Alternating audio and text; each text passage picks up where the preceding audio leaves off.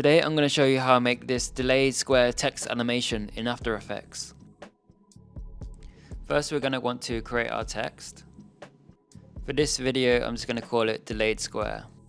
Then we're going to want to create a mask with the square shape tool over the text. Then on the text layer we go to text, path options, and then change the path to mask 1. And then from here we duplicate our text until it fits the whole square. It does take a little adjusting, and this is what I'm doing here.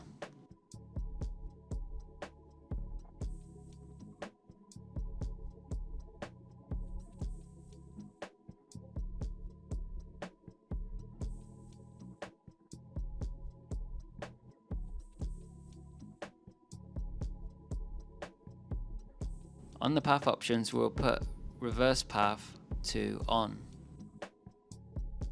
And then I'm just scaling it down a bit. Now we want to animate this, so we create a keyframe at the start. Then further down the timeline we'll create another keyframe and take the scale down. But obviously we want to take the constraint proportions off so we have more flexibility when animating this. For the second keyframe we'll put the height down to 43%. The third keyframe we'll put it down to 46%. Then we're going to add some easy ease to this sequence of keyframes. And then from that we should have a nice flowing animation. I'm going to adjust these keyframes so that they're further apart. You can do this by highlighting them all and then holding Alt and then dragging them further down the timeline. I think from altering the keyframes it's a much better pace for the animation. I'm happy with this, so let's move on. Just going to rename our composition quickly. So this composition is a pre-comp, and then from here we're going to make a new composition. This is going to be the same dimensions, so we're just going to click OK. We're going to drag our pre-comp animation that we made and put it in here. And then with the copies we're going to scale them down. The first one will be 92, and then the next one will be 10% lower or maybe 8% lower. It just depends what you think looks cool. And also the more copies that you have, the more interesting animation you get from this. I'm just going to keep repeating this process until we've got a small square of negative space.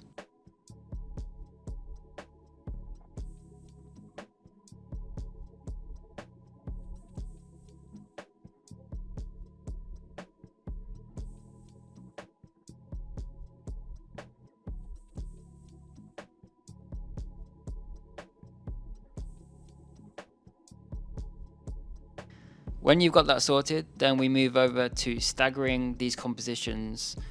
This is going to make it so that there's going to be a cascade effect to the animation. With the staggering of compositions, I move the compositions 1 frame further each time. You can also do this 2 or 3 frames further each time. I think when you have them closer together, it's more compact, so it gives off a cooler animation. It's always good to try out alternatives and see which one works best for you. That's the fun about experimenting. You can create so many alternatives to a certain animation and you'll come out with it with so many different options. I'm going to copy the first 2 keyframes and put them at the end, but in reversed order. This is going to make it so that the animation is a seamless loop, and when we play this back it will flow nicely together. The last thing I want to add to this is moving typography across the square mask the text is on. We're going to do this by going to the path options on the text in the pre-comp.